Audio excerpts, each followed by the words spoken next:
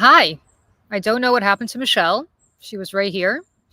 I guess I'm here by myself for now. Tara is about to join us, and JoJo is at the beach with her kids, and she is going to try to join us as well um, if she's able. But I have no clue where everybody went. There's Michelle. What just happened, Michelle? Went da-da-da, the music, and then I went And you away. disappeared. I was Oh, like, okay, I guess I'm doing this by myself. so I'm sorry. outside. Michelle's outside. I'm in Pennsylvania. Michelle's in upstate New York. Joe, as I said, maybe joining us literally from the beach, the Jersey Shore. And Tara is on her way after she caffeinates up a little bit. Mm-hmm. How was your 4th of July, Michelle?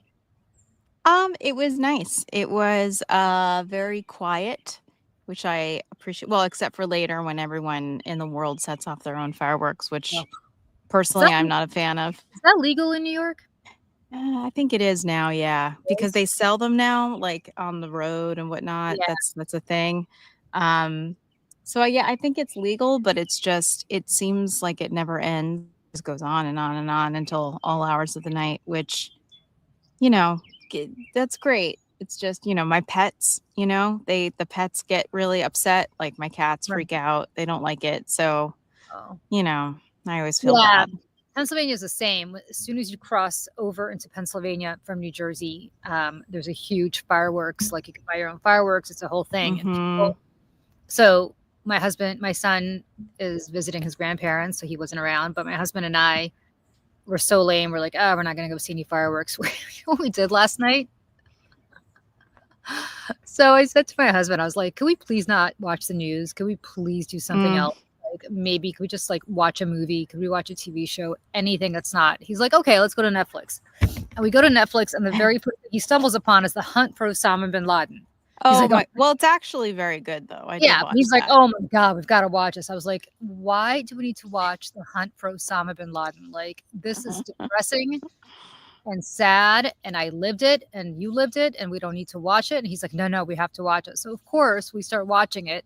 And at first, I'm like, this is so depressing. I can't even believe we're not watching the fireworks. We're watching this. And then we both get so into it that we stay up Mm. basically half the night watching the whole thing start to finish.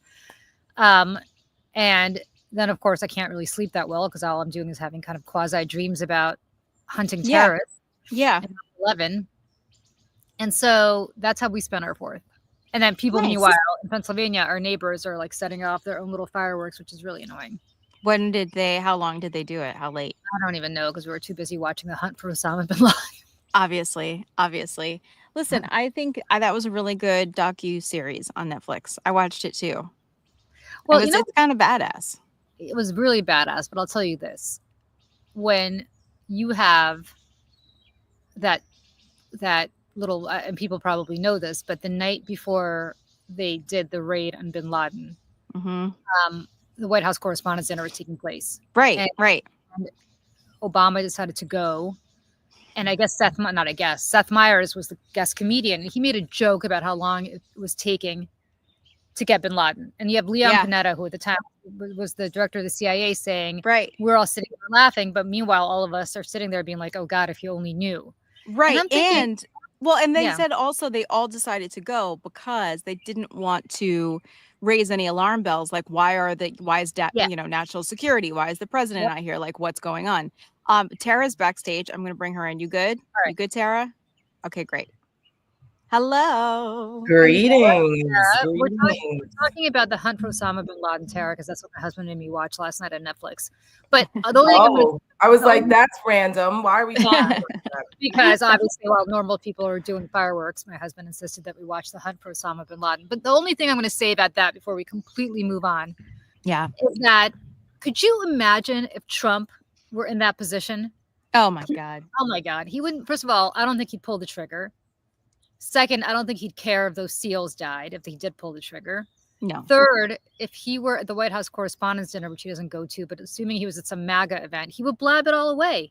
He would Hmm. just, you know, You're like, and well, we have a special yeah, announcement we have tomorrow. There's we gonna have be a a little surprise. surprise. Yeah. Everybody guess what it's gonna be. Like It- that's and I mean, I don't mean to joke, but like that's what it would be like. You're absolutely right, Julie. And, all we're doing is Yeah. we're watching this. And of course, the documentary starts with Bush. Hmm. and it ends with Obama. But George Bush, with whom I had tremendous issue in the way he Mhm. prosecuted the war and everything that happened, after 9/11, still in that moment, Mhm. as he's literally listening to the pet goat with these kids, what he said is that he didn't want to alarm the children, so he That's didn't. correct. And Right. I mean, say what you will about, I don't care if you're an Obama supporter or a Bush supporter, I don't care if you're a Republican or a Democrat. That's how normal presidents behaved. Yeah. Yeah. I mean, it's insane that we have a guy here who would, I mean, I can only imagine. And the problem is, of course, that he's doing everything he can. And this is all I kept thinking through this documentary. He's doing everything he can to weaken this country. And that's when terrorists strike. And I don't want Of to, course. I don't want to, Listen. I mean, listen, he's depleted the FBI.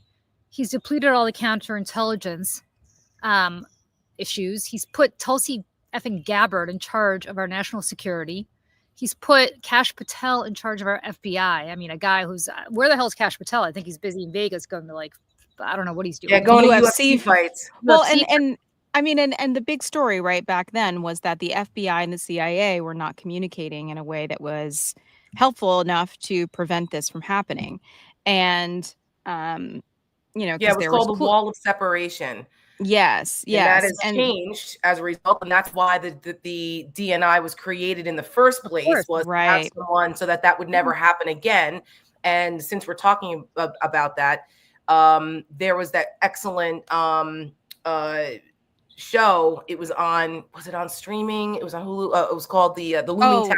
Yes, so good.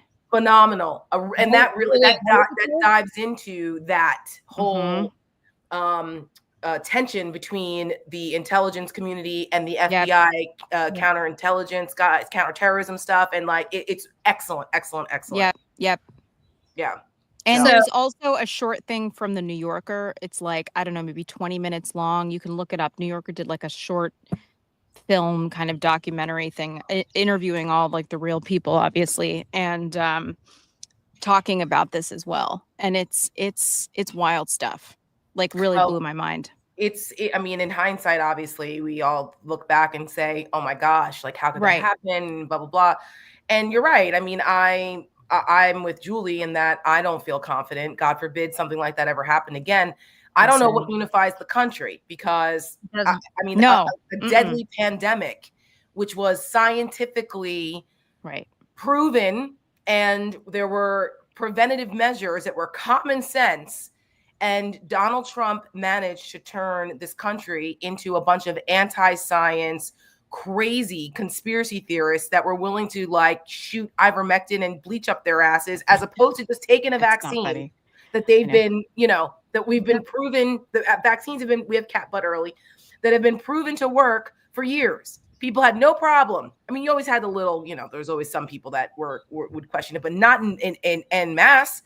I mean, hundreds of thousands of people died needlessly because they didn't take the proper steps. They refused to wear a mask, which again, I'll never understand. So you wear a mask to, I don't know, take down drywall. You wear a mask. You expect your surgeon in surgery to wear a mask while they're cutting you open because they don't want germs, right? But it doesn't make sense to wear a mask to protect you from contracting an airborne fucking disease. I don't get it. It is just unbelievable what Trump was able to accomplish with that. So if a freaking global pandemic couldn't unify the country under Donald Trump, God forbid there was another terrorist attack at the scale of 9/11.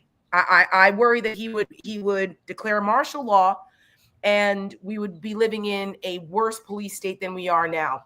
Oh yeah, it'd be, the terrorists, and it would be like everyone's a terrorist. So at that point, anybody who spoke up against the regime would be deemed terrorist. I would question if it was a freaking false flag. I know, at this that's point. Crazy, and I'm not a wacko, right? I know. And I would be like, did they do that so that he could institute the Insurrection Act or martial law? Like, I don't know. It's nuts, because I don't put anything past these fuckers. It's just crazy. I'm going to say two things about that. One is, I think I talked about it on the show before, but I was working in the Senate during 9/11, and I think I think I've told the story before, but I was one of the few non-senators and members of Congress who was actually evacuated with the Senate and was there for the most of the day as the Senate. You had all these senators together who did not have staff. There was no press. They were on their own, which very, as Tara can attest, never really happens. Yeah. And what I saw that day was actually incredible. I saw Republicans and Democrats treating each other like human beings and uniting. And the country was united. There was nobody. I mean, there were some senators who behaved worse than others because some of them were a little bit more hysterical than others. But there was no question that partisanship was put aside. You would and I think about that day, you guys, so often. You would never have that now, ever. Yeah, no. I mean, look, my old boss was one of the people that gathered members on the steps of the Capitol to sing "God Bless America" that day. Oh my gosh! Wow. That day, you would never see that now. You know, which is a shame. It's a damn shame. Well, you know how much the Capitol Police. That's why the Senate and the House got pissed off at each other, because the Senate didn't want to do that because we were told that there was another plane headed for us. Right. So, the Capitol. But anyway, the other thing I want to say about this, and I think it's a little bit lost in conversation about the big bullshit bill that just passed, because everybody's talking about Medicaid, and rightly so, and food assistance, and rightly so. There's so much more. But the biggest and scariest part of this bill to me, and I have a Substack coming out about it on Monday, is that it creates a national police state. It gives ICE so much funding. Yeah. There are not enough undocumented immigrants for them to justify that funding. They will start snatching other people off the streets. And again, these are, and I saw it myself when I went down to Delaney Hall, masked, non-insignia wearing thugs, secret police. Yes. You guys, where does this happen? It does not happen in democracies that a secret police, without having any insignia that says FBI or NYPD or, whatever your local police department is. No badge. A badge. Nothing. Is able to snatch you off the street in front and full view of local police who cannot do anything about it. Yep. And that's because a lot of those local departments have entered into the 287G secure communities agreements, which I worked on when I worked on immigration and federal law enforcement when I was on the Hill, in addition to my communications director duties, because those who've been following me know that I had a particular interest in a Border Patrol agent case. And so I became kind of the Aaron Brockovich of that case. And which is very unusual, and Julie knows this, that when usually you don't have a legislative portfolio when you're also a comms or press person. Yep, I did. But my old boss was knew I was passionate about law enforcement and appreciated the efforts that that I was putting forward on the border agent case. So he said, go ahead, run with it. So I did. So I became, the legislative go-to person on federal immigration, federal law enforcement and immigration stuff. And 287G back in 2007 and 2008 wasn't as nefarious as it is now. It was, there were still the sanctuary cities that did not want to enter into those agreements. And basically what it is that the feds would help give money to local law enforcement to cooperate with federal immigration efforts. So, for example, if you were driving and you were undocumented and you got into a car accident and the local police came, they ran your license, or that you didn't have a license, and they find out that you're not here legally, that they could actually arrest and detain you in a county or local jail. But a lot of this they couldn't do before, or they chose not to, because they're like, we're not allowed to enforce immigration. We're local. Immigration is a federal function. So we're not going to use our resources to do your job for you, which is pretty much the argument back and forth in a nutshell. So the 287G Secure Communities Program allocated money to state and local governments that entered into the agreement to say, we'll help subsidize this if you cooperate with us. And so they've now turned this into a terrible, terrible assistance program to basically give local states and localities carte blanche to have local cops enforce immigration. And we're seeing it now being used. And that's terrible. I just read a whole thing in the New York Times this morning. I was reading it to my husband about how Virginia, where I live, Northern Virginia in particular, Fairfax County in particular, I'm in the county next door, but I used to live in Fairfax, how arrests have gone up 350% since last year, immigration arrests. And they're like, why is Virginia? I mean, that's more than anywhere else. That's like on par with New York and California. Much larger population. So why here? Well, there's a few reasons. A, you've got Glenn Youngkin, so you have a cooperative governor. Yeah. B, Fairfax County in Northern Virginia is mainly Democratic, so they're being targeted. C, there is a large immigrant population here, but it's a lot of them are foreign nationals or visa overstays, which, you know, no one wants to talk about those people because most of them aren't brown. So they don't go after them, so they go after the other ethnic immigrant communities. And it also is a microcosm. They're testing here because it's right there. We're only half an hour outside of DC. So Virginia has is the proving ground here to see if this can work and a lot of these county sheriffs have entered into this 287G program. They're cooperating. So you you go to traffic court and you get picked up by ICE agents in the courthouse. That's craziness. Like there was a woman, gang members. It's bullshit. Sorry, Tara, there was a woman who got picked up on her way to her naturalization ceremony. See, this is I can't. Are you kidding me? This woman was on her way to becoming an American citizen, which means that it's like a sacred thing that happens. All the paperwork, but again, understand. And somebody said this in the chat. You know, first it was, and again, never listen. Joe's not here. I'll say it. History doesn't repeat, but it rhymes, right? Yeah. Mm-hmm. First, they came for the Jews, and I didn't say anything. Then they came for the trade unionists, and I didn't say anything. That Reinhold Niebuhr, very famous quote from World War II. First, they came for the quote unquote rapists and murderers, and we said okay. Then they came for everybody who was undocumented and put them in a fucking sorry dad concentration camp. Yep. Surrounded by alligators in a swamp in Florida, which there was a hurricane, which we'll get to in a moment. There's a tropical storm in Texas. This is supposed to be an awful, awful hurricane season. Yes. It's out slowly, but weather experts, of which there are not many left because the government cut all of them, predict that this is going to be a brutal, brutal hurricane season. There is a good chance that this alligator Alcatraz will be swamped. It's already flooded. It's already flooded once, and there was children. When a hurricane comes, it will destroy all those tents. These people are being put. Yeah, they're party tents. They're not there's no infrastructure. There's no like building or anything like this. These are it's a party tents. Yeah, it's a tent city. And by the way, the company, I'm pretty sure of this, the company that they're contracting to build these, started off as just like a smaller, like small business tent company, like event space company. And I think they're Trump supporters and they got into the Trump orbit. And now they have huge, huge government contracts to build these things and do all of the, concentration camp type stuff. And it's like, the grift is just insane. The private prison industry is making so much money. And this is different than that other one, the Geo one that runs Delaney Hall, the place in New Jersey. They have their $1 billion contract they got in February to build more beds. You know, that's what they call them, beds, you know, to have like 100,000 of them, up from 30 in New Jersey and Michigan and a couple other places are the targets. I mean, it's, again, you know, I didn't want this morning to be so heavy because it's been so heavy. I know it's hard not to. So many things. Like, I'm like, can we just talk about fireworks, please? I know. But we'll get to that in a second because I think it's important. We need an outlet. We need to have people talk about the good things that have happened.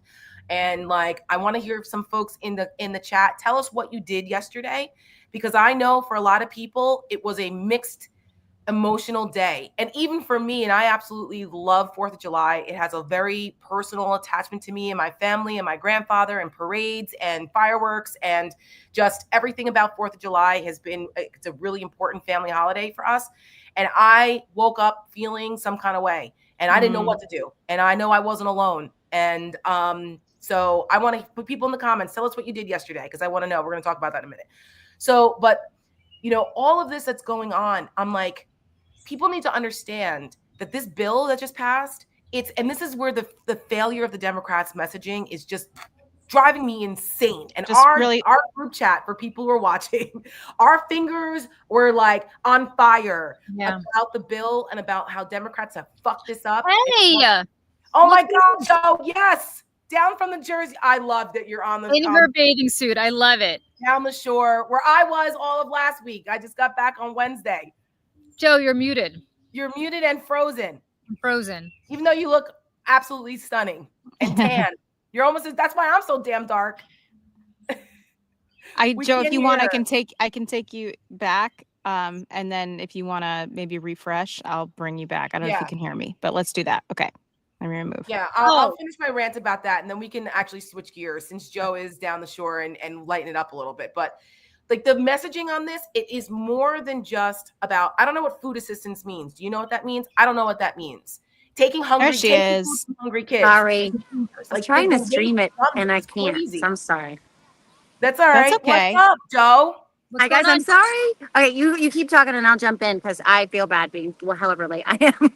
Don't feel bad. Are you kidding me? First of all, you're on vacation with your kids. You're down the shore. You're allowed to enjoy the time without, with uninterrupted. You know what I mean? Don't apologize. It's cool. We're glad. I didn't think you were going to be here. Glad to even see you. We can sleep when we're dead. Yeah, that's for sure. That's for sure. Well, I will pass the baton. Joe, what's up? How did you spend your 4th? What's going on? And how long do you get to stay down the shore? Can I come back? Oh my God. Yeah, we got we need a girls trip. We are leaving sadly today to go back to life, back to reality. Do not want to do that because we've had a string of beautiful weather.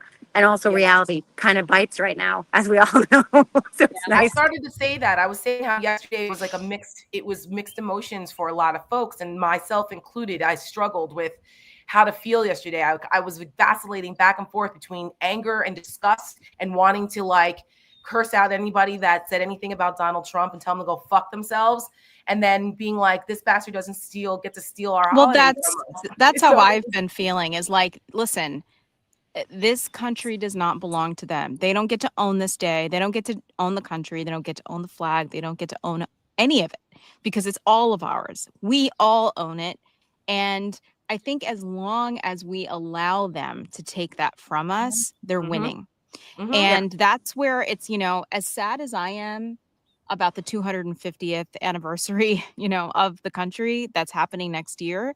Yeah. I'm like, I can't believe this man is going to be president when this is happening. But if anything, I think what it should do is galvanize the rest of us. Be like, we didn't fight a revolution and X amount of wars. We didn't send boys overseas for this to happen. And so I think we have to really make an effort, all of us, as a very, very broad coalition of opposition, to make sure that we remember where we come from. We have to remember why we're here and remember why this country exists in the first place. Yep. Yeah, I mean, loving this country is criticizing it and wanting it to be better and working towards that end. And yesterday, Tara, to your point, like I really struggled too because like there were somebody showed up at the fireworks. She was Little Miss in her Make America Great Again hat and her thigh-high fuck me white boots and her fake gold boobies hanging out for all the world to see. She walked in with a fucking look at me neon sign. And I looked at her and my kids were like, Mom, she wants you to look at her. And I'm like, I'm going to look at her for a minute. I got to look at her. It's like looking at a fucking car accident on the highway. You got to balk a little bit. And it was like, you know what? Fuck you. She showed up in her red, white, and blue. I'm like, fuck you. Just because you cloak yourself in Star Spangled Banner and wear these, freaking thigh-high fuck me boots and so that everybody looks at you doesn't mean you can co-opt patriotism. You can tell me that I don't love America because I'm a little disgusted, more than a little disgusted about the way things are going right now. Like I wrote about this last night because fireworks are funny. You guys know I'm such a fucking sap, but I cry whenever I watch fireworks, but particularly on the 4th of July because my dad cried and my dad wasn't a big crier, but it wasn't about the fireworks, right? It's about like with the promise of what those represent. The values we want to uphold and move forward. And like, that is a real tug of war right now because I get upset when people are like, I don't feel like celebrating freedom, but it's like, but if we don't hold on to the ones we have, cherish them and like hold them in our hands, like a fucking prized possession that we cannot ever let go of, then they'll all be gone tomorrow. And like, so that's the tug of war for me. And it's hard to be like, I'm going to live my normal life, going down the beach and doing normal things. And it's like, But I everything is know. awful. It sucks. I feel you with that. I mean, it was usually if we back in the day, I used to make sure I would sometimes spend 4th of July in both Paramus in Jersey for the parade, because Paramus used to be known for the best parade in Bergen County. It's fallen off over the years, very sadly, and I'm upset about that because our family was a staple in that parade. My grandfather marched in every single 4th of July parade in Paramus from 1947 until 2016, when he was literally wheeled down the parade route with the police. And at 90 years old, he had never missed a parade, and he wasn't about to miss one that day either. And if I can muster up the strength to do it, I might I should write a Substack about that whole You should. thing, pictures of it. Yeah. It's exhausting for me. You know what I mean? It's like emotional, it's exhausting, and I'm like, oh my God, I need my brain to have a break. But I think it's important for people to understand that. But anyway, and so, you know, I would drive up, I would spend a couple days in Jersey, go to the parade in the mornings, and then I would, after the parade was over, I'd get in my car and drive back to DC for the fireworks in DC, because the fireworks in DC are pretty cool. They, you know, I did this a lot, a couple years in a row, where I would go, I'd spend 4th in both places. But recently we watched the fireworks from Bolling Air Force Base. My husband has access, so it's a beautiful space. I was sending you guys videos and pictures from it last night. And the DIA is on that base, and I drove by. I was going to send you guys a picture, and I was just like, oh God, God knows what's happening over here right now. But anyway, and so like, I look at this and I'm going, there were people sitting like in the area by us. And that's another thing. When you have a wide open space, can some psychologist explain to me why the fuck people sit right next to you when they have right up on your ass? It's like when there's all the seats in the movie theater and then they come sit like 2 away from you. I'm like, why would you do that? Beach. Why would you do that? Or at the beach. They do it at the beach. I don't understand it. And of course it happened last night. Now we have contingency plans over the years, like where we're kind of obnoxious, where we'll like spread things out so people can't come that close to us. But that's Jersey. Messed up. I know. We messed up, and a group came. First, it was a group of like younger people that came, and my husband's like, turn up the music. Maybe that'll deter them.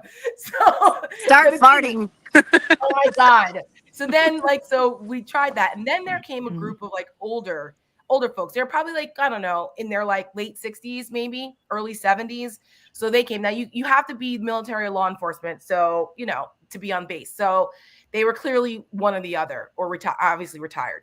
So, but of course they came in, sat really close to us, like in between the other group and us, even closer. And I was like, oh my God. I turned up Britney. We were listening to like all kinds of stuff, and I thought maybe Britney would run them off, but no. No, Britney's never going to run anybody off. We're huge Britney fans. Shout out to him. Baby, also a Britney fan. Very good. But anyway, so we're sitting there, and like, it was so beautiful. The weather was perfect down here. There was no humidity, which is rare in DC. It was just a beautiful day, and the sunset was beautiful. So my husband and I were like professional selfie takers. So we were taking, because he's got long arms, so we're like taking selfies. This is another pet peeve that I have. Why do people ask, do you want us to take the picture? Oh my God. If we wanted you to take the picture, we'd ask you. I hate it because they're like, oh, do you want us? No. Oh, really? I'm that person, Tara. I will always ask. I'm that person. Oh my God. No. I'm that person. I would think that you might want somebody to take a real picture, not a selfie picture, because I'm so bad at selfies. I am the person who would always ask. Well, because we're both very short people. Yeah, Julie, so like this, and so we don't have an arm situation. So wouldn't you ask? Wouldn't you just be like, "Hey, excuse me, can you take a picture?" I honestly wouldn't ask because I never want to bother anybody. No, fine. Okay, fine. It's my pet peeve. I hate it. It's annoying. But anyway, I'll never ask you. No, I don't care if people ask me, but I won't volunteer if I see like I don't want to just like, no, we're doing something here. But anyway, so the older folks say, "Hey, do you want us to take a picture for you?" And we were like, no, it's okay. We're good. And then they're like, all right. And then we always make a joke about Marcel having long arms. We were like, we got it. Because a lot of times people fuck your pictures up. So then you got to take the selfie. Oh yeah, they do. Anyway, oh yeah. So then after we were done, I was very loud. And I said, because I was decked out in my American You were flag. really decked out. You should show a picture of how decked out you Yes, were. I you know, do. I You should. need a It's on my picture. socials. It's on my socials. All right. I had an American flag dress. I had a cowboy hat with American flag on it. I also had my American Girls Never Back Down hat on. I was switching back and forth. We had things that light up. We were decked out.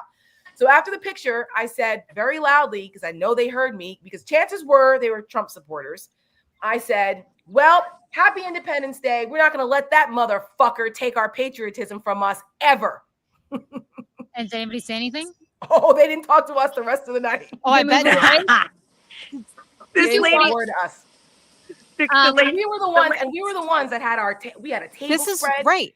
This Right? is what We I'm had our talking about. freaking blinky things on. I had a flag centerpiece. I'm dressed in an American flag, and we play patriotic music because I hate when people talk through fireworks. It's another thing too. oh To yes. So I take my iPad and I stream a Capitol Fourth, because again, we're saps and there's things that we watch, and we always watch a Capitol Fourth because we always want to see like what Has Been group is going to be there. So anyway, but they had a couple people, and then they always have like the military bands and stuff. It's so cool. And then when the fireworks start, I turn on John Philip Sousa's Best Marches, and I play as a soundtrack, because to hear that play along with the fireworks. I don't want to hear people running their mouths. Me either. So you know what that usually does? That shuts people up. And people will come and they say thank you to us, because I noticed that people don't, to Joe's point, like for us, like the fireworks are such an emotional connection, powerful symbol of America and all of that. And I watched the New York fireworks after DC was over on my iPad, because I wanted to see New York, because New York is just unmatched and it was spectacular and unbelievable. But they were playing secular, like regular pop songs. They didn't play any patriotic songs. I turned it off. I like Taylor Swift. I don't want to hear that to fireworks. Me either. I like pipe and drum. Joe, when you were in college in Boston, did you ever go see the Boston Pops do the Fourth? Were you over there in the summer? Do they play at the Hat Shell? Because No, they don't played know. at the Esplanade. So the Boston Pops. So when I went to college in Boston, the Boston Pops do this incredible 4th of July, and they do it to the 1812 Overture by Tchaikovsky, which has nothing to do with America, nothing to do with our War of 1812. It's about the Napoleonic. But it's appropriate for the sound. But it's so appropriate because you go Yeah. And it's so incredible. And I've always said people don't pay enough attention to the Boston fireworks because they're over the Charles River. You have the Boston Pops. Yeah. Keith Lockhart, I think, is still the conductor, but he was when I was there. I think he's been there for 100 years. Maybe he's not anymore. But if anybody's ever, let me know in the chat if you've ever gone. It's so amazing. And again, I know that the 1812 Overture has nothing to do with patriotism in this country. I will say that Tchaikovsky did open Carnegie Hall, so there's a little I'll take that over Taylor Swift. Tchaikovsky is my favorite composer. They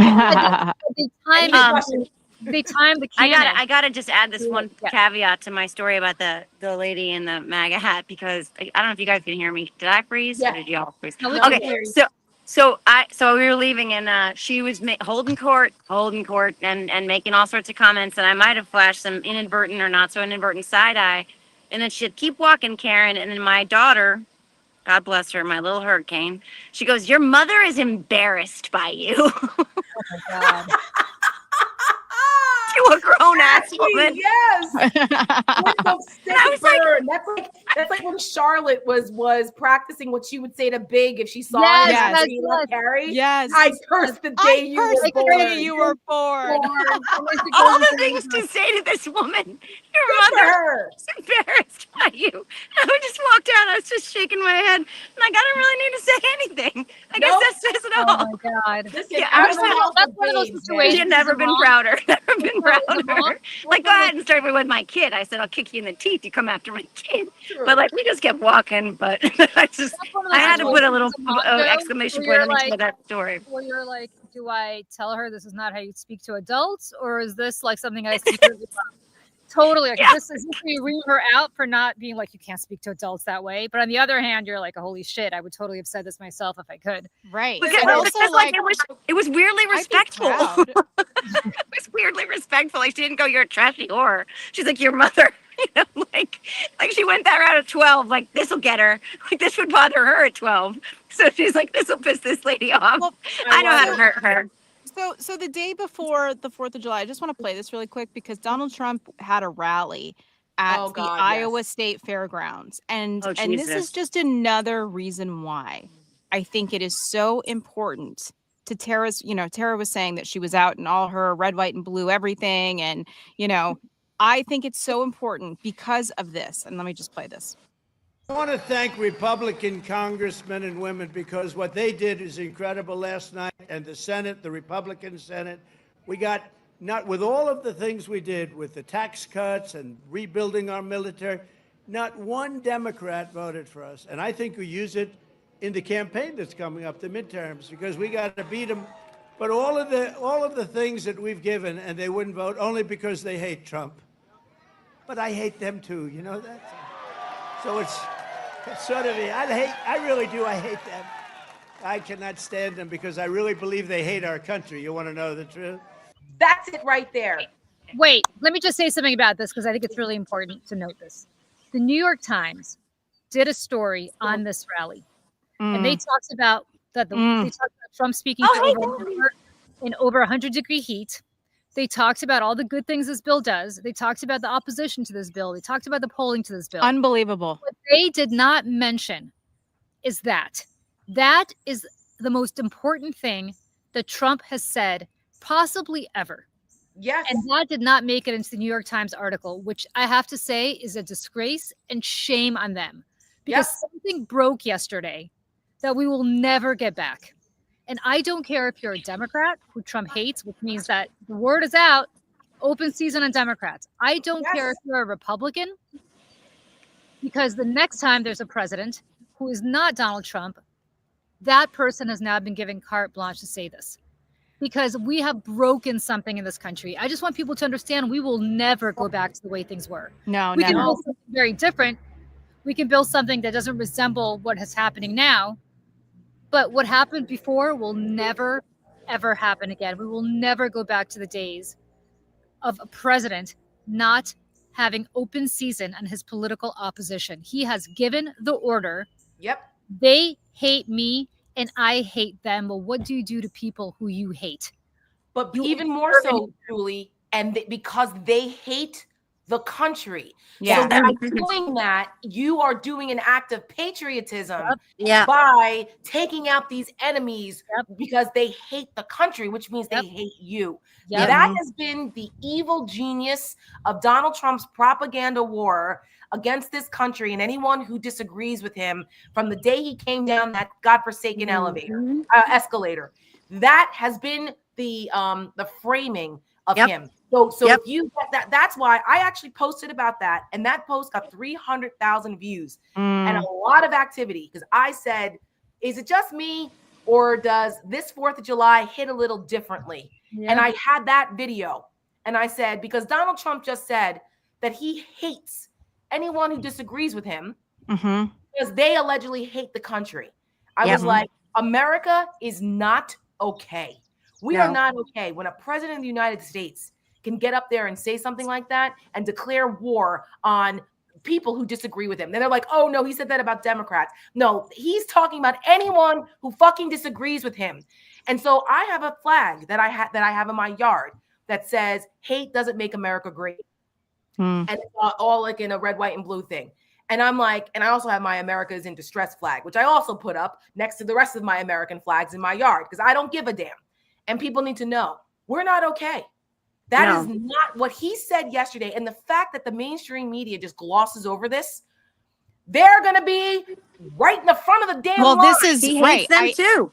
I've been saying this, when Tara and I were at the old place, the last place, I pitched this ad. I don't know how many times, and I was told, no. What needed to happen, I thought, was an ad targeted to journalists, specifically in, New York and Washington, D.C.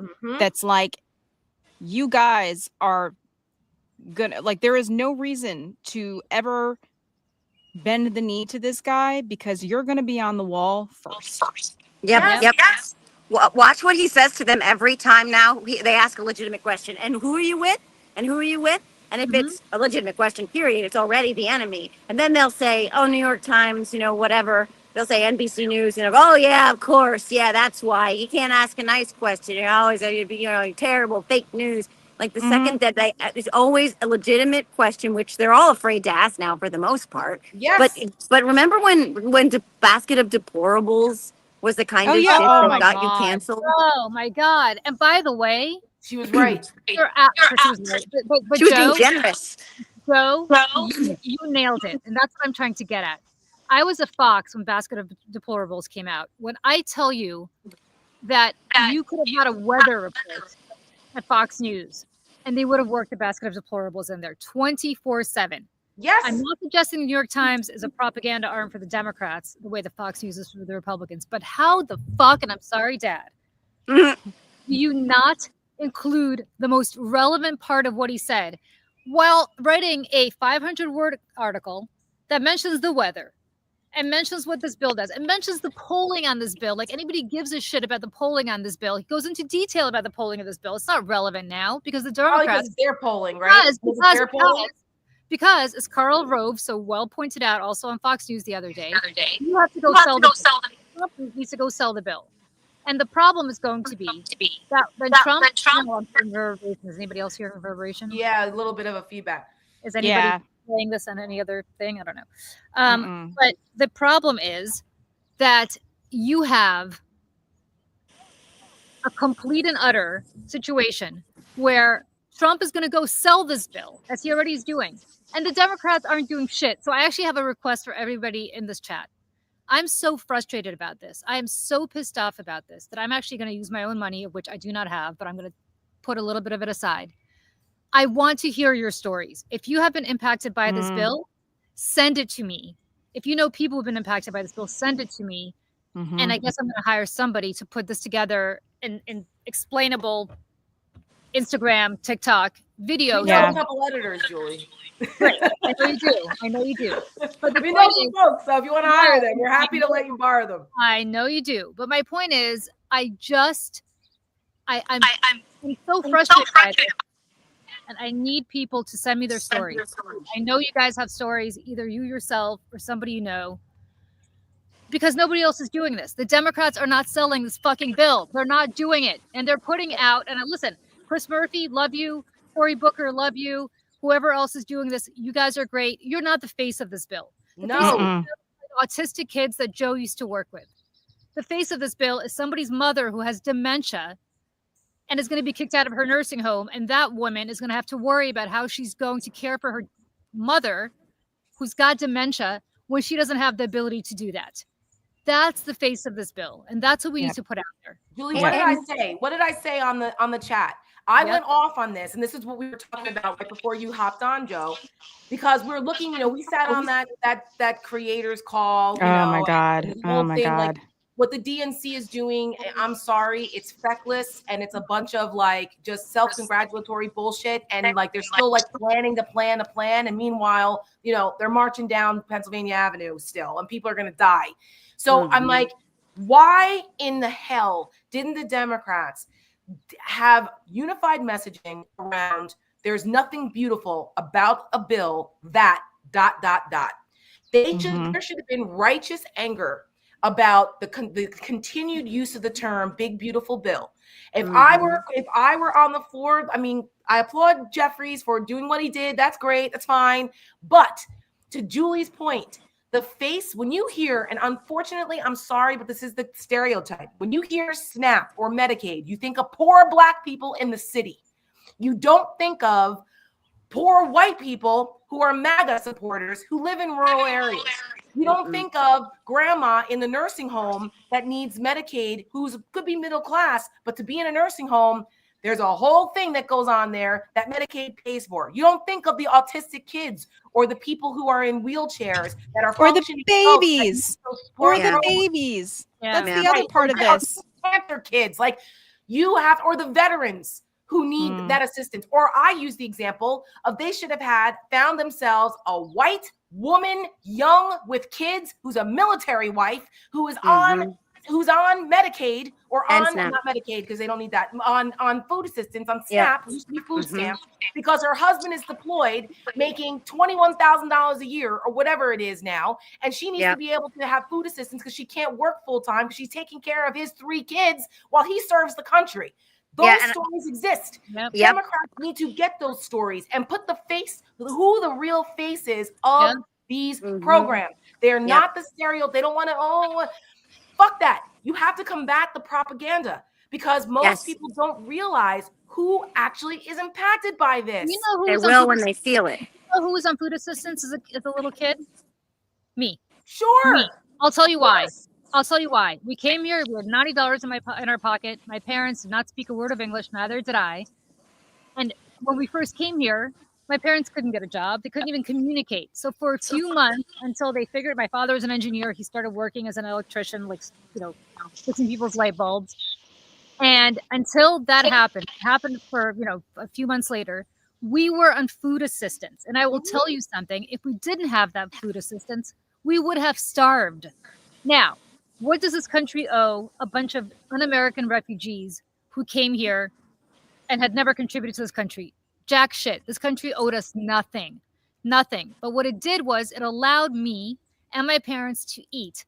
And then eventually, because we were able to eat, we were able to think. And because we were able to think, my parents were able to get a job. And I was able to go to school. And pay attention in school. Pay attention in school. Yeah, And lo and not because you weren't starving. 45 years later, I have probably paid more in taxes to this country than I have ever gotten back. And so have my parents. And I say that because that is what this is about. Yes. People don't stay on food assistance their entire lives. That's a lie. It's a myth. No, but there's it is a Yeah. bridge to get them to where they need to be. And it is truly life-saving. Because the alternative is you die, you starve. Correct. Get a group of elementary school kids from a Which- red state. They need to be in red districts showing the hypocrisy and the betrayal. It is a betrayal of MAGA supporters themselves. Yeah. Like, hey, guys, you do understand that Donald Trump betrayed you. They should Right. have, believe me, I swear to God, if there is a donor out there that wants to write us a 6-figure check, please Seriously. write it to the Seneca Project Yes. so we can make this a national ad campaign. Yeah. Because we would be out there talking and we can about tailor the it. betrayal that Donald Trump and MAGA has against their own people. And we can tailor different versions of it to go to, especially the purple districts where Republicans are more vulnerable who voted for this. That is the other piece of this. It's like taking back the House next year, assuming we have fair and free elections, is tailoring this and blaming them. And there's another piece of this with the bill that I think is so sinister, is that the way that it has been crafted is that the worst parts of it are not going to kick in until after the midterms. So we're going to all be screaming about this, right? And the other side's going to be looking at us like we're lying. Like they're just making this shit up. Now, the Republicans are just assuming they're going to lose the House next year, and then they can immediately blame us. So I just want to put these graphics up really quick. It was 5051 put this on their Instagram in collaboration with a few other groups. So I apologize if I'm not giving the right group the credit here. But please go to their Instagram, take a look at this. It's a time bomb. And I think that's a really, really smart way of putting this. And I actually, it was like having some ad ideas here too, is like how to get this message out to regular folks that this isn't going to happen all at once. That's really good because if the pain hits later, you can't vote them out now. That's right. Again, that's right. Yeah. So do not underestimate the strategy of these people. Okay. There's a big long game. And there's more there's a big part of that too, right? So that in the meantime, one of the other evil prongs of this freaking kraken that is the Republican propaganda strategy is to make sure that Americans don't care anymore. That we don't, that others have been dehumanized to a point where empathy and compassion and sympathy and sadness are gone, right? You see it in Joni Ernst's words. You see it in Mitch McConnell's words. They'll get over it. What they're doing is they're wrapping themselves in this othering, even though in a few years, the others will be the same people who voted for them. But if they can get us in that period of time to care even less about the stories we're talking about, where it's like, well, that's not happening to me yet. I don't care. And then at the same time gaslighting us by believing that this was waste, fraud, and abuse, and that these little children, these autistic children, were somehow gaming the system by getting speech therapy. I know, and like other kids in sneaky little kids. And just in case we have anybody who's visually impaired or is just listening, I just want to read some of these things off. It says the bill passed, Trump is signing it. ICE gets their cash immediately. Medicare cuts at the end of this year. The rest is timed for after the 2026 midterms, because if the pain hits later, you can't vote them out. Yep. Delay is their strategy. It is not mercy. I think that's another really important. Yes. I mean, whoever put this together is like so good. Yeah, I know. The and bill they're going to lie to you more and more in the meantime, right? Again, it gives them time to do what he did yesterday. They lie and everything about Social Security, et cetera. It's all a lie. You guys, there's more to it. Because let me just say this. If the Democrats win the House in 2026, as a lot of Republicans believe they will, the pain starts in 27, and they're going to Democrats. They're going to say, you see, when we were in charge, none of this was happening. That's right. Now that we're in charge, the pain is happening. Right. And the Democrats can't stop it. There's nothing they can do to stop it. That now. Jesus. I mean, they need to mention this now. That's why I'm glad to see this is out there. And people, that this is what the consistent messaging should be about. It's the narrative setting now. Yes. And so the other thing here is like talking about let's see, 930 billion cut from Medicaid. The permanent the tax cuts from 2017 are now permanent. 186 billion cut from food assistance, 45 billion to ICE jails and deportations, which, if you guys don't know, it is now the most funded law enforcement organization in the country, more than the FBI, more than the CIA. The ICE in the United States has more money than most of the defense of other countries, which is insane. Yeah. I think it's even more than 45. I think I think it's closer to $1 trillion. $billion. They increased their budget by 20-fold. Yes. Ian Bremmer did and I don't know if this is like a cumulative number, but it was like 800 billion. It was closer to $1 trillion. And it was a graph that had over 10 years. Over 10 years or something like that. But yeah, it says what hits after the 2026 election. And again, like I think this is something that needs to be in ads. It's about Medicaid and SNAP and clean energy, because here's all the tax incentives for people to buy electric cars or hybrid cars or solar panels or anything like this are all going away very, very soon. And like, states like New York and California, where we lost our SALT deductions, which is state and local tax. We're going to get that immediately. I think they raised the cap to $40,000. But it's temporary. It's only temporary. That's the thing. And a lot of these things are. That's another thing people don't understand. Certain things are permanent. Other things they sunset after a certain amount of time. Which tax on tips is one of those, isn't it? Doesn't tax on tips sunset? Is one. This bullshit about no tax and Social Security is an absolute lie. That's a lie. It's a lie. It's a lie. It's a tax deduction for seniors with $75,000 and below. If you have over $75,000 a year in income, then you don't get that deduction, and it goes up after a certain amount of time. It's not a cut. There is no tax cut. There's no tax on Social Security. Is a lie. It's a lie. It's a lie. It's a deduction. Yeah, the only people who actually benefit in the long term are the ultra rich and billionaires. I want to talk about this because I want people to understand who this benefits. Okay, look at this. Look at this. If you make up to $17,000 a year, which is nothing, you cannot support a family on that kind of money. You will lose $1,000. Now imagine 5% of you have to pay 5% to Medicaid, right? Yep. Then it keeps going, right? It keeps going up. If you make up to $51,000 a year, which I believe about 50, or I don't know what the average income is in this country, but it's somewhere around that. You lose 55 or 53. Yeah.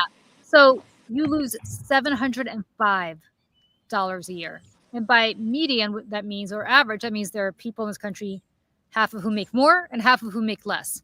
These people are screwed. Now, imagine if you are lucky enough where you make over $4.3 million a year. Look at how much money you get. Look at over 300,000, right? 390,000. Almost $400,000 a year. So when they say that this is a tax cut, they're absolutely right. For Elon Musk, for Donald Trump, for Peter Thiel, for Bill Ackman, for every asshole who supported MAGA because they knew this was coming. And by the way, for every senator who voted for it, because the vast majority of the Senate are millionaires. Yeah, That's right. They and get the tax cut. And don't forget, it's also going to be saddling our country with up to $4 trillion more dollars in debt and deficit, in addition to the, what did Trump add? 7.8 trillion, the highest, I think, in at least modern American history, if not the highest relative to the size of the economy ever. So Yes. 4 trillion more for my kids, their kids, their kids, that these billionaires don't care about. They don't give a shit about. No, because they don't. They can redistribute their assets and they find tax shelters and they can leave the country if they need to. Like they don't care. Yep. So No. And guess what's going to happen? Guess what's going to happen if we ever have free and fair elections again? And I'm sorry, I'm not a conspiracy theorist, but I believe they're going to. No, that's not a. I mean, they're going to put federal election law rules in that are going to be so stringent that nobody except rich white people will be able to vote. I know. I'm worried about this They now. will demand birth certificates or they will demand passports, which most people can't afford. There will be a poll tax in some way, shape, or form. But assuming that by some miracle, we have another Democratic Congress and another Democratic president, these very same people are going to start screaming about the deficit and insist that, first of all, we have offsets to anything we pass that has to be paid for. But second, they are going to say we cannot afford Social Security and Medicare because we can't afford to pay for it anymore. This is their way of coming for the rest of the entitlements. They are going to cut Social Security and Medicare because the country cannot afford to pay for it anymore. Because and there's no reform, they can't. They needed to reform it, but not this way. Well, like this is that they're prepping the American people for, well, everybody's got to die eventually. Yes. And well, we have to be austere. We need austerity. Which they've said. Which is just which nuts. They've said. Yep. Yes. And by the way, sorry, go ahead. No, I was just going to say, Joni Ernst said, well, everyone's going to die anyways. Right. I mean, here is the real truth here. And I don't think anybody really wants to say it out loud because it is so cynical and it is so dark. Republicans see poor people, disabled people at all as subhuman. And it means you're too stupid to be rich or you're not well enough to be able-bodied. And so they want to thin the herd and or they want to put people away to serve them. That is what's going on here.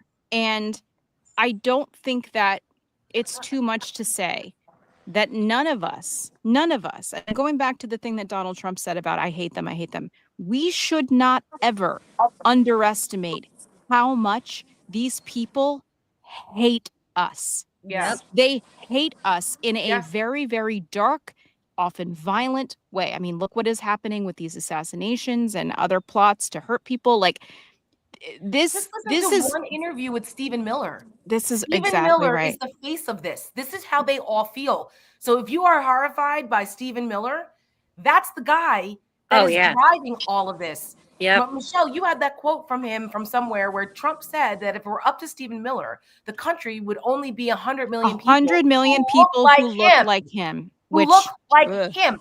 Right. Okay. Yeah. Like little baby Goebbels. And here again is he's the great grandson. Yeah. And if by the grace of God we do sick person, like he's sick in a Donald Trump sickness kind of way. With unlimited power. Unlimited power, because Donald Trump, I mean, Scott Galloway made a really good analogy. He said it's like a mob family running the government, except Fredo is the one running the government and Corleone is like the Stephen Miller. It's backwards. And it's, that's very scary. And again, it's the kakistocracy thing too, where we have a bunch of people otherwise that are ridiculously unqualified to be doing any of their roles, which then leaves all of us even more. I mean, bringing back to the public health aspect of this, we have RFK Jr. running public health. We have a bunch of anti-science, anti-vaccine, pro-disease people running all the programs that are here to keep all of us safe and to be leaders in science and health around the world. And we are no longer. And that is going to kill a lot of children. It's going to kill a lot of elderly and immune compromised people first, most likely. And again, like the pandemic, right? I think the pandemic in a lot of ways broke people. People became numb to mass death.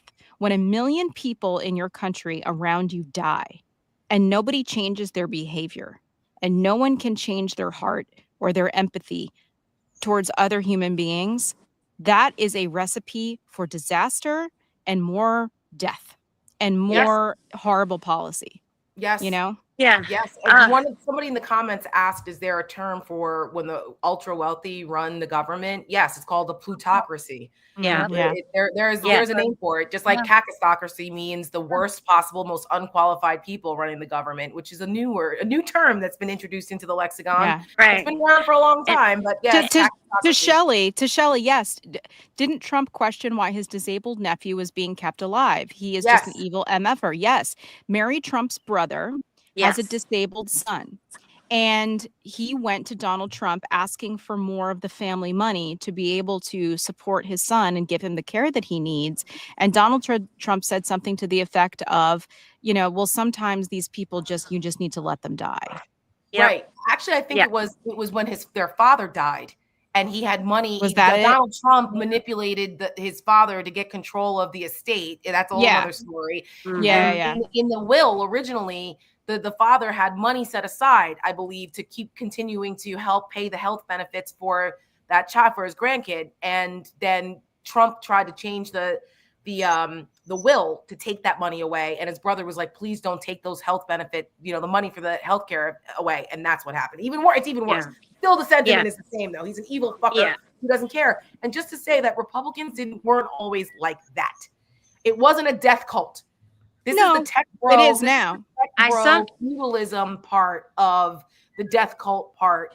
That is a whole nother level of them trying to get rid of the people that they think are disposable. And whatever you think, right? And whatever you think about Ezra Klein, you know what I mean? Like, I know Ezra Klein can, we can have all. He can be a little over the top. I don't think he's a bad person. Right. But he did say something recently that I found really compelling, where he was talking about how he interviewed JD Vance in 2012, and JD Vance was all about, like integrity, and he talked about how what so many of them like him have done, Ted Cruz, Marco Rubio, Lindsey Graham, etc., is they were cosplaying a little bit to the as hateful as he was, right? They thought that even if that didn't jive with who they were inherently, that they could play the part because that was kind of expected. But what happens when you do that for long enough and are rewarded well enough for it is it becomes who you are. It does become your identity, because you cannot survive, thrive, operate without it.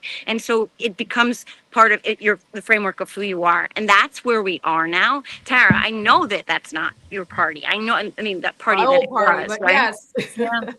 I mean, they weren't that way. I left it because it became that. They became what they despise. Yes. And not to make, broad statements about everybody, but and not to get in a whole thing about Reagan, but there is this kind of darkness too at some of the conservative movement that's more religious.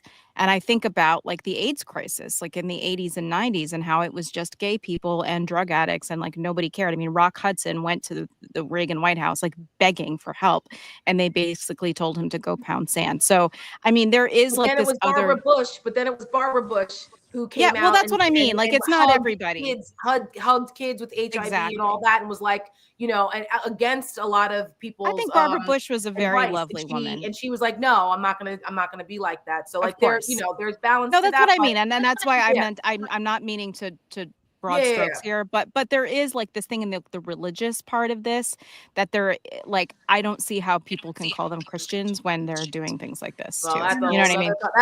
We could spend a week on what the hypocrisy of the Christians that are part of this whole thing. Sorry. But, I have to go soon. It's 11:06, and Tara. What? Oh my God. That's awful. It is awful, but it's funny. Awful. But yeah. Yeah, I have to go find my children. I'm not sure where they are. Sorry, Joe. I just saw your message in our little show chat here. Sorry. I'm a little concerned that they're asleep somewhere. I'm not really a great mother. They might just be off. they might be finding MAGA people and telling them what they Oh think. my God. Well, down the shore, you got to be careful. They're everywhere. No, They're no, everywhere. no, no, no. Joe, without disclosing her exact location, is in the 6th congressional district, represented by Congressman Frank Pallone, my old boss, and he's amazing. And he is the ranking member of Energy and Commerce, which is fighting the Medicaid cuts unsuccessfully, I might add, but still, Your district goes down there. it starts there. Oh, I didn't realize that. I thought Yeah. it was Yeah, it's like just it's weird because even 7, you know how they are, so wonky now. Yeah. Like even 7 goes all the way over to Perth Amboy from all the way by me Really? in Hackettstown. No. Well, Yeah, it's Oh, so wow. weird. And it's like this everywhere. I mean, even somebody was asking me the other day if my parents live in Elise Stefanik's district. And I was like, I think it was Julie that you asked me. And I was like, well, they used to be, but they redrew. And so Tenney, now, Fort Drum area represents that, but it goes all the way to Buffalo, which is like Jesus. 4 hours away. It's Yeah. And crazy. so Oh my like God. that, and so, this is the gerrymandering is the other anti-democratic part of all of this. Ugh, That's where, yeah. Which I mean, they're we could do coming a whole for- show on that. Census Which they're too. coming for something else that was underreported that Donald Trump said when he was at the fucking alligator Alcatraz bullshit the other day was, oh, they're looking to pass a bill that forces a new census to be conducted so that they can basically redraw the districts. So Yep. that is something that he was a kind of a throwaway, but it wasn't really, and no one's paying Nothing attention ever to that. is. That's Yeah. next. That And is it- next. And And also don't just snooze like, on them rewriting the history of 2020 either. That's coming in January 6th. That's all oh, coming too. absolutely, Yeah. absolutely. And before you two go, I also just want to note 2 other things. Number one, that the New York Times, again, normalizing all of this, did a huge story about Mount Rushmore. I don't know if you guys saw this. It was Oh, like a can't even. visual walk. I literally can't. Being like, well, could he be on the? Could Oh, his face be cannot. covered into? And I was like, are we really doing this? And then the No. other thing is that yesterday, when he was signing the billionaire boner bill at the White House, he had B-2 bombers flying over. And my dad said to me, he was like, how much did that cost? I'm like, does it even matter? And How many we kids don't could we have bombers fed? from the same Oh, same base? We don't Yeah. have money to give Ukraine. No, for no, weapons, no. We right? don't Like, have money. We don't have weapons. This is No. and this is where I'm like, guys, and not you guys, but guys everywhere else. Donald Trump declared for bankruptcy how many times? He bankrupted Six. casinos and he didn't pay his contractors and he just blew through money and then hit reset and blew through more. Like, what did people think? I mean, they weren't thinking, but like, this is who he is. This is how he's going to, well, he's a businessman. He's going to run the country like that. Well, yeah, he is. And look what's happening. Yeah. So- Well, not only that, the other thing too in this bill, they allocated $85 million to move the Space Shuttle Discovery from the Oh my God. Smithsonian Stop. to Houston. Oh my Now, God. $85 million. Yeah. Why? Well, it's basically pork money for Cornyn and those guys in Texas. There's no reason for this, and they were able to. because Cornyn was getting mouthy. It's crazy. They were able to get it into the bill because technically you're not really supposed to have that kind of shit in a reconciliation bill, but they did it. $85 million, but yet we don't have money for name it. Oh, we don't have money. We need to cut weather service guys at the National Weather Service. Yeah. Right. And And then which- how many of those young little girls just got killed in floods in Texas because Oh, they but didn't yeah, have I wanted to forecast. talk about that too. And we can, You know what Joe, I I know mean? you, It's just- Joe, I I'll know let you, guys go. I need you to, I Hi, gotta Joe. jump too, but I'll leave you guys on Bye, that note. guys. I'll see you guys on Wednesday. Bye. Representative Derek Van Orden from Wisconsin. I don't know if you guys saw this. Did Tara go too? Yeah, she had to go. But go ahead. Oh, sorry. I think I'm on like a little, like it got sticky here for a second, so I missed some of it. I apologize. But Representative Derek Van Orden from Wisconsin sent a letter to the governor of Wisconsin and Governor Evers to sign the state budget before President Trump signs the big beautiful bill to ensure state changes requiring more from hospital and Medicaid funding can be enacted. And this guy voted for it. There is a hospital shutting down in, I believe, Nebraska, because they are saying we can't, already preemptively shutting down, saying we can't afford these cuts. Their Congress people and their senators voted for this bill. Yeah, I'm just like, and just so people know, that's going to happen everywhere, because it's not just poor Black people on Medicaid. It is hospitals in rural areas shutting down. Which affects everyone. Which means that if you are a MAGA person and you are having a heart attack, you're not going to be able to get to the hospital in time. I'm sorry, but you're not. You have to drive an hour to get to the hospital. And let me tell you something, as the daughter of somebody who's had several heart attacks, you got to be really close to the hospital. I'm sorry, Julie. I didn't know that. That's so scary. My point is, I mean, what are you thinking? These people are not thinking, because they're thinking, oh, it's waste, fraud, and abuse. Well, that waste, fraud, and abuse is going to hit your local hospital. Yep. And everyone suffers. And then it trickles down into the staff that works at the hospital, and all of those people, and the caregivers, the nurses, the doctors, the janitorial staff. I mean, like, all of these people are going to lose their jobs. And think about how many people a hospital employs. And then you're talking about all the people that are in billing and accounting and, like, let me go a step further. How many people do you know who have caregivers who are from another country? Well, that too, right? Half of the people, I see these people being wheeled down the street in New York, and they're caregivers, and they're not paying for these caregivers themselves. It's being paid through Medicaid, or it's being paid some other way, or from some other country, whether it's Trinidad. I mean, there's so many people from Jamaica or Trinidad or wherever else. Yeah. I suspect a lot of these people overstayed their visas to stay here. They didn't come sneak across the border. They overstayed their visas. Yeah. Those people are not going back in the shadows. Who's going to take care of your parents? Who's going to, I hate to be gross, but who's going to wipe your parents' ass? Because they can't do it themselves. I know. Like, I had a grandmother in a nursing home. I've said this before. My grandmother was 102 when she died. For the last several years of her life, she was in a nursing home. She couldn't care for herself. She needed somebody to take her to the bathroom. My grandmother too was in a nursing home. She lived to be 93, I think, and she was in a nursing home up until the end as well. I mean, it's going to be a lot of us. I hate to say that, but and this country already does not value aging at all. Elderly people, no. The end of life care in this country is without dignity, unless you are very, very wealthy and you can pay for, at-home care or something like that. But because otherwise you end up in a home where you have other people neglecting you. I mean, my husband's grandmother, I mean, there's I could tell a million stories about horrible things that happen there.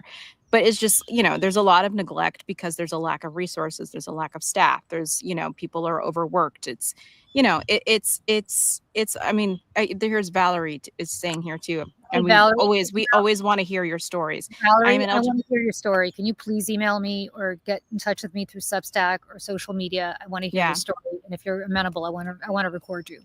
Yeah. So look, here's the problem. The problem is that people like Trump and people in the Senate don't understand this. Trump, because he's super wealthy. The Senate, the House, because they're mostly super wealthy. But even if they're not super wealthy, they have a humongous pension. Yeah. They have incredible benefits, the best benefits in the world. My only regret about not serving in the federal government for 10 years is that I never was unable to get the lifetime pension and the lifetime benefit. But it is absolutely true that unless you have a tremendous amount of money, you will not have the care you need. And the people that care for you, more often than not, are not white people who were born here, but Black and brown people who are not born here. Right. And those people, understandably, are afraid to leave their house right now. Yeah. Jessica Craven, who we've talked about her on the show before, she is, I would say, like an online influencer. You froze, Michelle. In Los Angeles, and she was talking about how they are pulling together our community to pay street vendors to stay home, to give them money to live on so that they can stay home and not be outside. When have we heard of this before in our history? And Jessica doesn't ever really get emotional or cry in her videos, and she makes a lot of videos, and she started to break down because she visited Anne Frank's home I think, in the last couple years, and was thinking about this young little 12-year-old girl who was writing in her diary, looking out her window, saying things, there are things happening outside, and talking about people being stolen and snatched off the street and from their homes. And like, this is happening here, and it is happening now.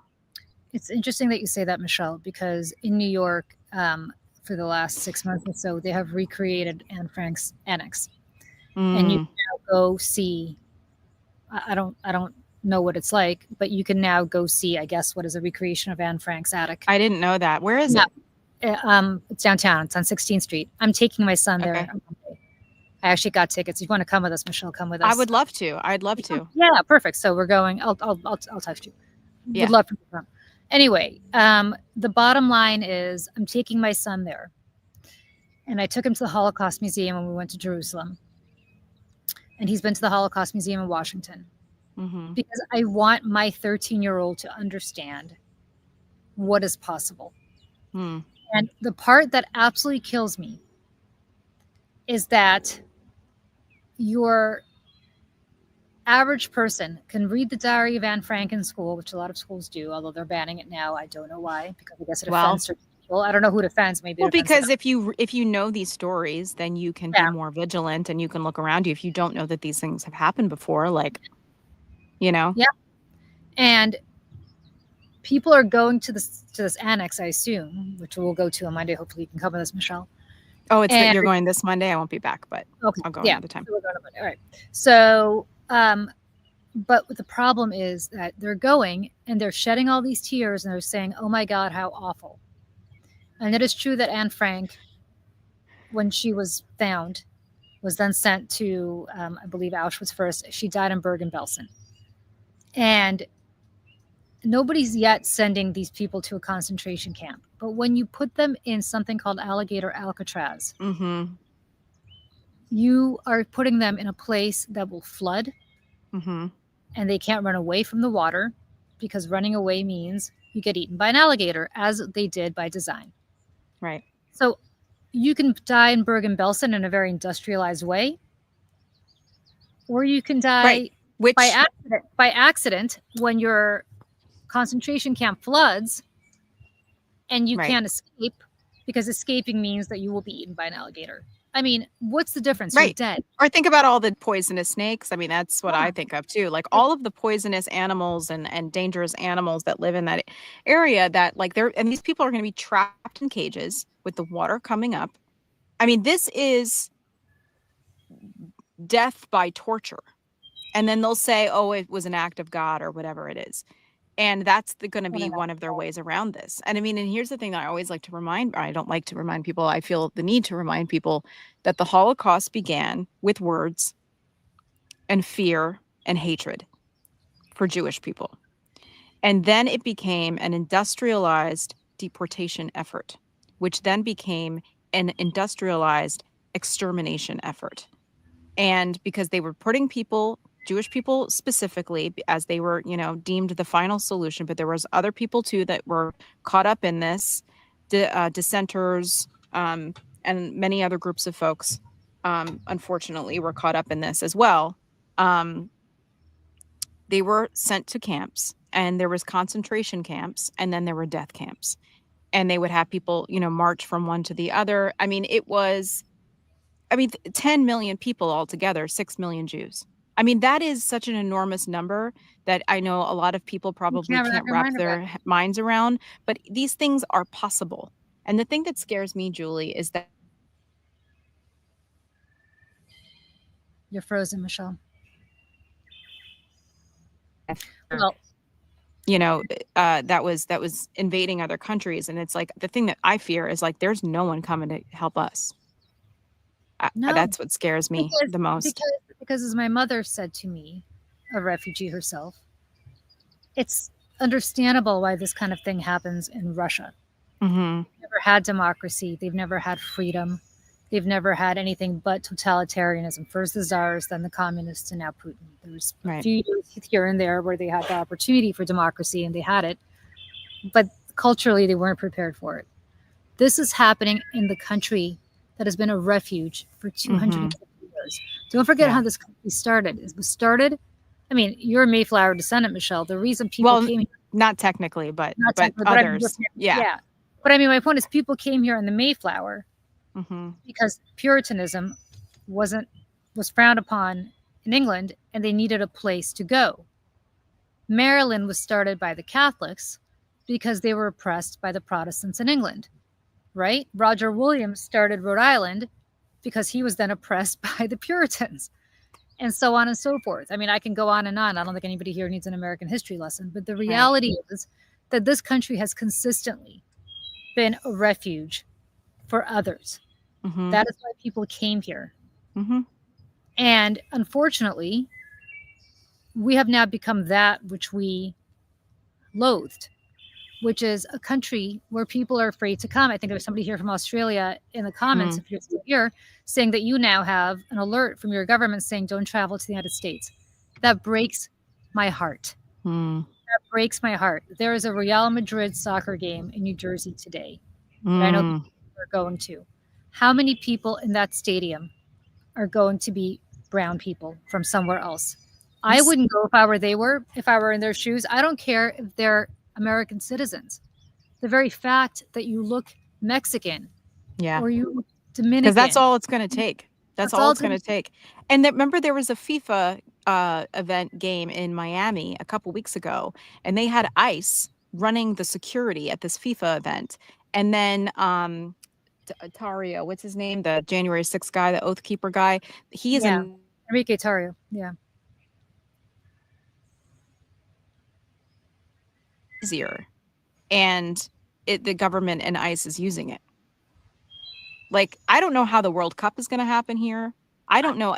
I am waiting for countries to pull out of the Olympics.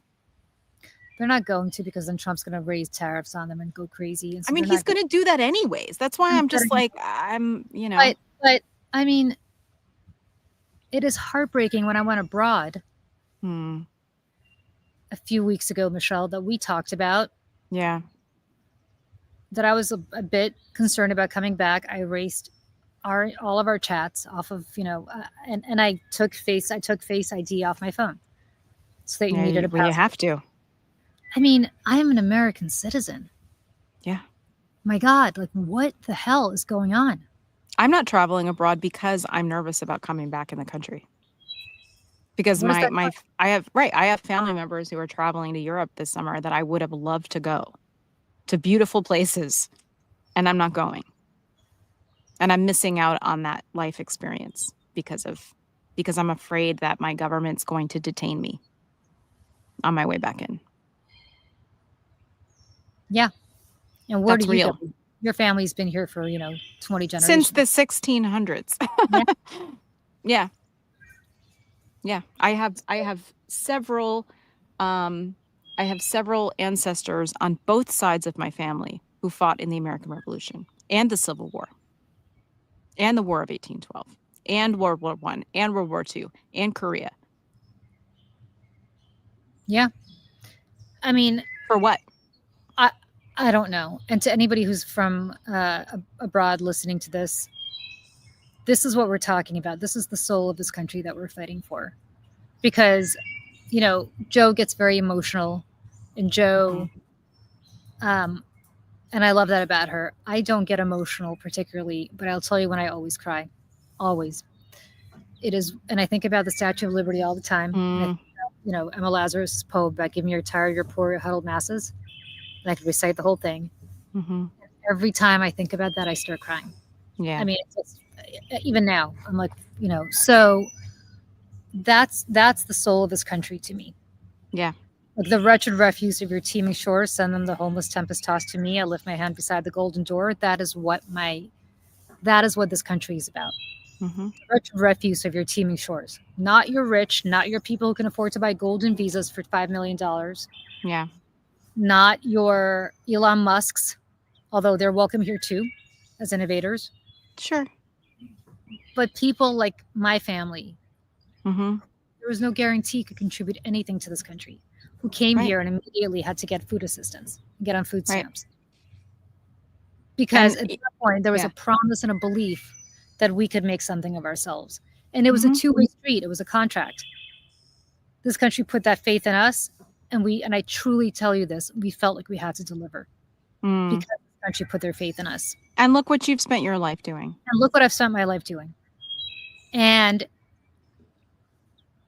when we talk about this country and this bullshit jingoism about how, if you love America, love it or leave it, the founders put something really smart in our founding documents. It's in order to form a more perfect union. Mm-hmm. The union has never been perfect, Right. but it is up to us to improve it and to make it more perfect. And that's what we're trying to do. And I want to leave people with that on this 4th of July weekend. Yep. And I did just want to respond to this just really quick. Curry favor. I think liberal women who qualify need to take over the DAR. I'm a member of the DAR. I'm a member of the Manhattan chapter, which is mostly liberal women. And it's actually very diverse. There's many women of color. Like I love our chapter. I don't go to our meetings really ever because they're always like in the middle of the day when I have to work. But, it's the DAR issues, I think there's probably that's a different situation. And if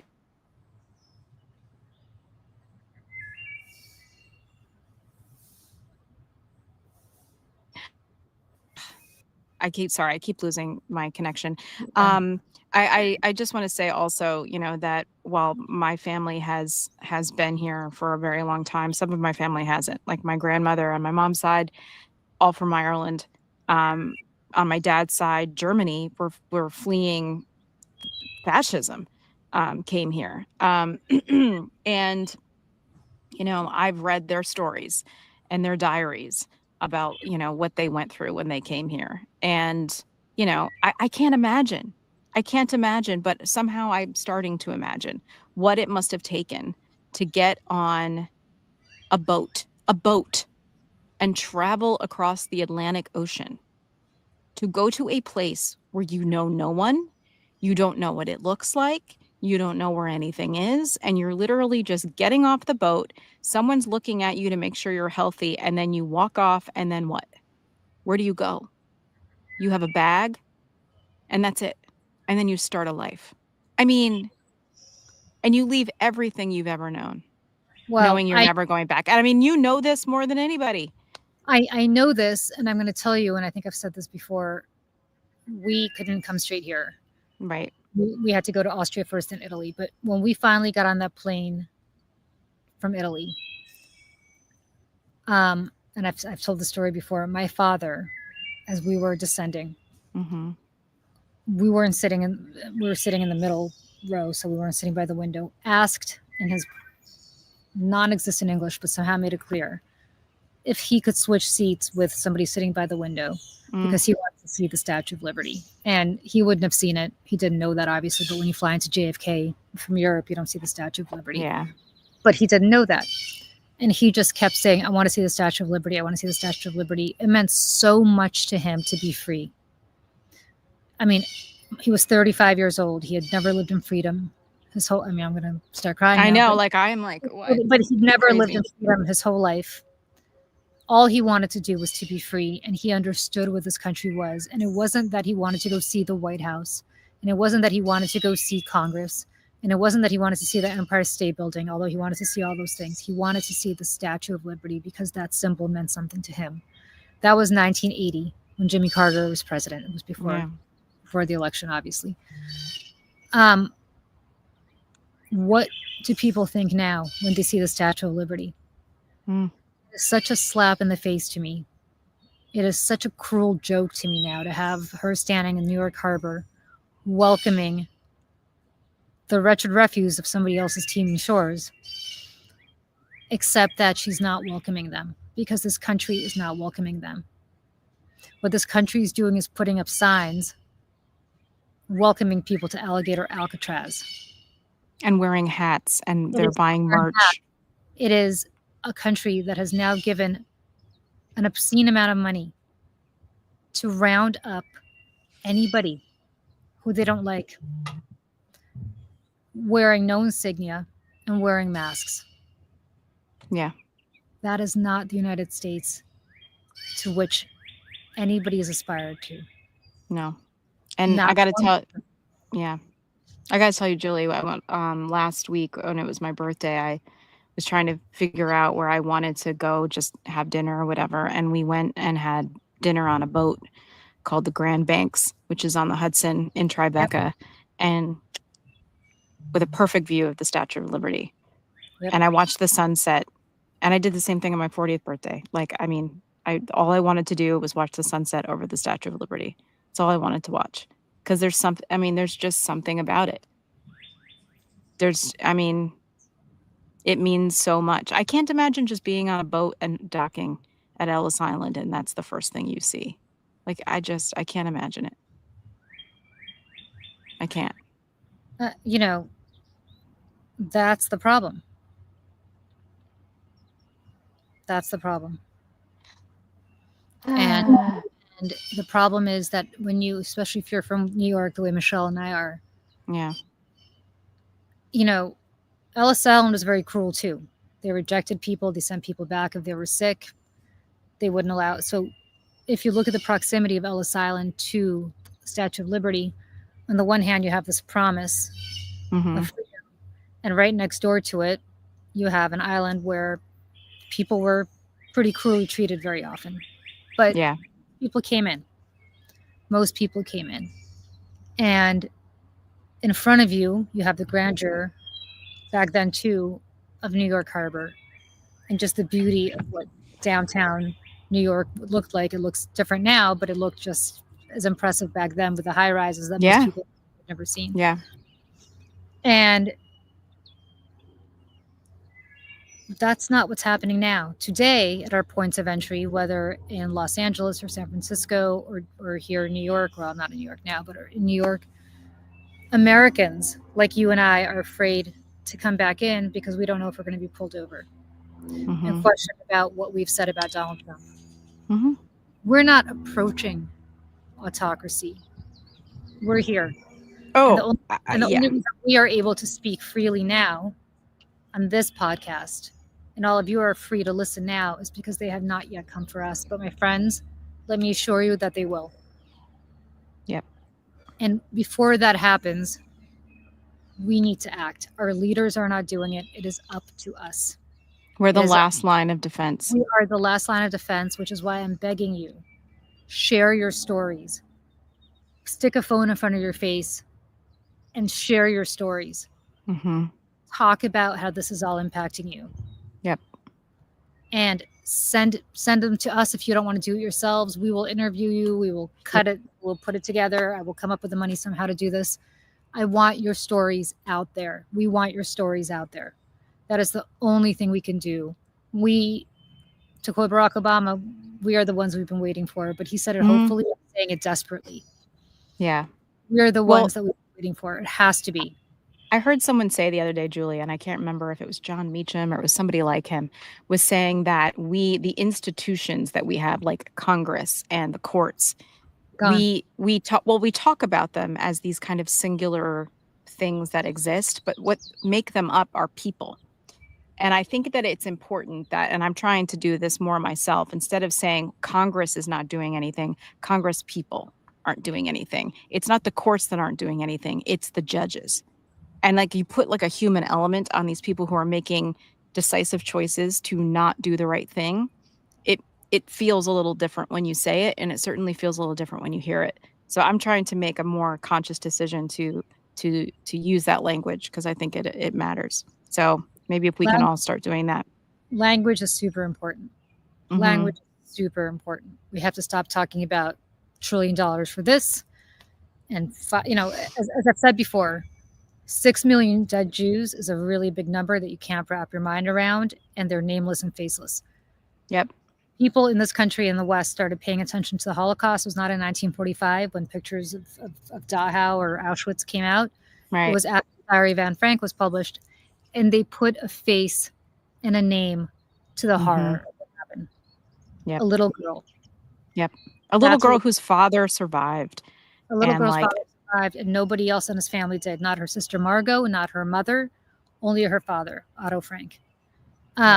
So survived to publish her diary. So what I'm saying to you is that we all need to put faces to these stories. Mhm. and please send them to us. Yeah. Tag Seneca Project, tag Yeah. me, Tag me. tag Julie, Jojo. I mean, Jojo has a huge following. You know, and if you want, you can email Seneca Project at info@senecaproject.us.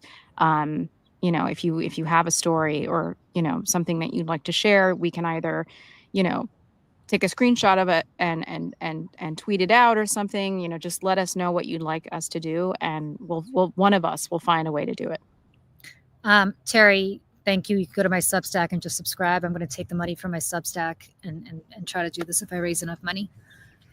So please do that. It's Salty Politics. If you just become a paid subscriber, it's not a lot. And if you do it, I will take that money and I will try to raise enough before we do this. So thank you to everybody for joining us today. We've been going an hour and a half. And well, there's just one thing I just want to bring up just really quick. And in, you know, sort of the dismantling of the government has been our national weather institutions. And I just want to give a moment to this story, Camp Mystic in Texas. It's a century-old girls' Christian summer camp, and 20 children are missing from the flooding. And I just want to read this here. It's a 99-year-old Christian summer camp for girls in Texas Hill Country, was hosting 750 children this week when catastrophic flooding struck the Guadalupe River early Friday, leaving at least 20 children missing. Founded in 1926, Camp Mystic operates 2 sites along the river in Hunt, Texas. It has long billed itself a place for girls to grow spiritually and develop outstanding personal qualities and self-esteem. Each summer, Mystic challenges its campers to, quote, be a better person for being at Mystic, and to let Mystic bring out the best in them. The camp's website emphasizes lifelong friendships and a wholesome Christian atmosphere. I just want to say that I wish I had access. Maybe if you know of any resources where people can help, please drop it in the chat. I'll put it up on screen. But, you know, the flash flooding, these sorts of things, like the weather that we are going to experience in the years to come is only going to get worse, more sudden and severe. And it is so important because of global warming. Let's be very clear. Because of climate change. And so it's very, very important that we have access to early warning for hurricanes, letting us know where they go. Like, you know, like Julie was saying, you know, at risk, this camp that they've built in the Everglades. I mean, this is really serious stuff. Tornadoes and flash flooding. If we don't have adequate weather information and warning systems, more people are going to die. And they have also dismantled FEMA, which is, you know, the federal emergency organization that comes in and helps in these situations. So FEMA is no longer going to be available to people and in these tragic times when these weather events are happening. So I just want to send out our hearts and our thoughts to the families of these girls in Texas, and all the other girls who've been with them that I'm sure have traumatized and injured and all. I mean, I can't imagine what this must be like, how terrifying. So I just want to say how sorry we are, and we're thinking of you. And you know, this is just awful. And their parents, because I mean, yeah, it's a nightmare. I as a mom, you don't have to be a mom, but I just can't imagine. It is one of those things as a parent you sometimes think about and then you immediately stop yourself from thinking about because you don't want to even imagine the possibility or jinx yourself. Yep. I mean, there's nothing worse. And so to those parents, I hope they find these girls. I don't know, but it's just a horrible tragedy. I hope Trump summons it in himself to at least go down there at some point and comfort the families. But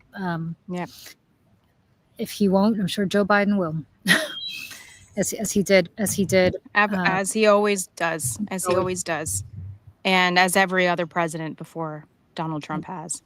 Yeah. So with that said, Julie, this has been, as always, a great conversation.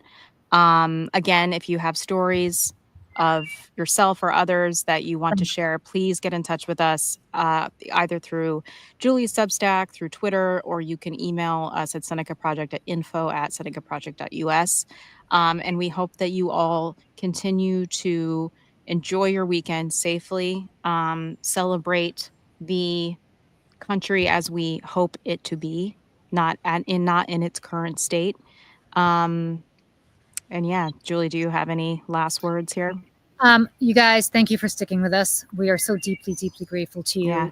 Saturday. I know this has been a heavy Saturday. It's usually not this heavy. Yeah, but you know what? I think in the comments, people have asked, is anyone else just crying sporadically? Does anyone else feel terrible? Like, yeah, you're not alone. Like, we all are feeling some kind of way right now.